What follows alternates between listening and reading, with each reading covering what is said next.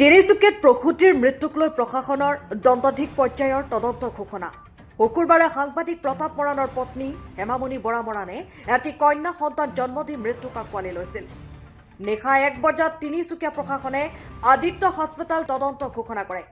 তদন্তৰ বাবে অতিৰিক্ত জিলা দণ্ডাধীশ মিৰ্জানা হুছেইনৰ নেতৃত্বত গঠন কৰি দিছে এটা তদন্তকাৰী দল। প্ৰসূতিগৰাকীৰ বিৰুদ্ধে ভুল চিকিৎসাৰ অভিযোগৰ ভিত্তিত প্ৰশাসনৰ এই সিদ্ধান্ত। পূৰ্বতেও তিনিচুকীয়াৰ আদিত্য হাস্পতালত 3গৰাকী প্ৰসূতি এনেদৰে মৃত্যু হৈছে বুলি জানিব পৰা গৈছে। আহি পৰিছে এই গুৰুত্বপূৰ্ণ খবৰটোত। তিনিচুকীয়াত প্ৰসূতিৰ মৃত্যুক লৈ প্ৰশাসনৰ দণ্ডাধীশ পৰ্যায়ৰ তদন্ত ঘোষণা। শুকুৰবাৰে সাংবাদিক প্ৰতাপ মৰাণৰ পত্নী হেমামণি বৰা মৰাণে এটি কন্যা সন্তান জন্ম দি মৃত্যুক আঁকোৱালি লৈছিল। এই ঘটনাৰ পাছতে তিনিচুকীয়া প্ৰশাসনে আদিত্য হাস্পতাল তদন্ত ঘোষণা কৰে। পূৰ্বতেও তিনিচুকীয়াৰ আদিত্য হাস্পতালত 3গৰাকী প্ৰসূতি এনেদৰে মৃত্যু হোৱাৰ অভিযোগ উত্থাপন হৈছে। প্ৰসূতিগৰাকীৰ বিৰুদ্ধে ভুল চিকিৎসাৰ অভিযোগৰ ভিত্তিতেই প্ৰশাসনৰ এই সিদ্ধান্ত গ্ৰহণ।